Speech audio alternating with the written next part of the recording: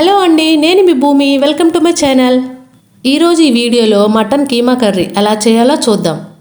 Mutton curry అంటే నచ్చని వాళ్ళు ఎవరుంటారండి, కానీ చేసే విధానం బాగుండాలి. అప్పుడే కర్రీ చాలా టేస్టీగా ఉంటుంది. ఈ కర్రీ నేను ఎలా చేశానో చూద్దాం రండి. ముందుగా మసాలా ప్రిపేర్ చేసుకోవాలి. దానికోసం ఒక ప్యాన్ తీసుకొని ఆ ప్యాన్ హీట్ ఎక్కాక అందులో 1 టేబుల్ స్పూన్ సోంపు అంటారు కదా, అది వేసుకోవాలి. తర్వాత 1 టేబుల్ స్పూన్ జీరా, ఇంకో 1 టేబుల్ స్పూన్ ఆవాలు వేసుకోవాలి.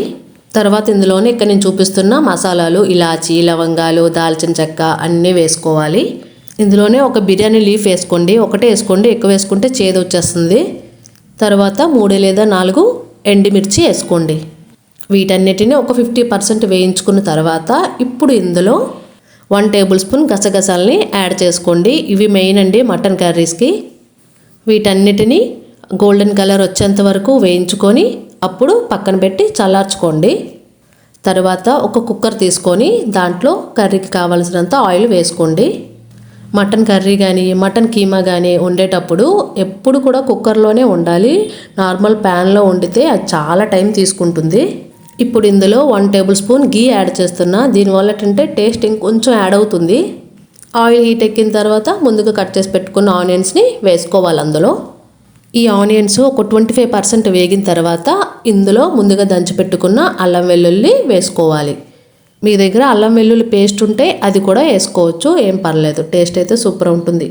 తర్వాత ఇందులో 2 రెమ్మల కరివేపాకు వేసుకుంటున్నా. తర్వాత ఒకటే గ్రీన్ చిల్లీ తీసుకున్నా, ఎందుకంటే మా బాబు తింటాడు కదా, కారం ఉంటే తినడని ఒకటే వేసుకున్నా. మీరైతే మీ టేస్ట్కి తగ్గట్టు వేసుకోండి. వీటిని చక్కగా కలిపి కాసేపు వేయించుకున్న తర్వాత రుచికి సరిపడే సాల్ట్ వేసుకున్న తర్వాత 1 టేబుల్ స్పూన్ పసుపు, తర్వాత ఇంకో 1 టేబుల్ స్పూన్ కారం వేసుకుంటున్నా. తర్వాత ఇందులోనే మీ దగ్గర ధనియాల పౌడర్ ఉంటే వేసుకోండి. నా దగ్గర లేదు, అయిపోయింది, చేయాలి. ఈ ఆనియన్స్ అన్నీ గోల్డెన్ కలర్ వచ్చేంత వరకు వేయించుకొని అప్పుడు ఇందులో ముందుగా క్లీన్ చేసి పెట్టుకున్న మటన్ కీమాని వేసుకుంటున్నా. నేనైతే చిన్న చిన్న ముక్కలుగా కట్ చేయించాను. నేను ఇక్కడైతే 250 గ్రామ్స్ మటనే తీసుకున్నా.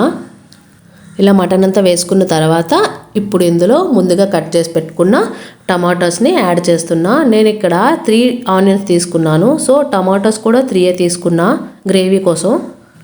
మీకు కర్రీలో గ్రేవీ ఎక్కువ కావాలి అనుకుంటే టమాటోస్ కానీ ఆనియన్స్ కానీ కొంచెం ఎక్కువ యాడ్ చేసుకోవాలి. మటన్ కీమా కర్రీ మీరు ఇదే పద్ధతిలో చేయండి, స్మెల్ రాదు, చాలా టేస్టీగా ఉంటుంది. అన్నంలోకి కానీ చపాతీలోకి కానీ సూపర్గా ఉంటుంది.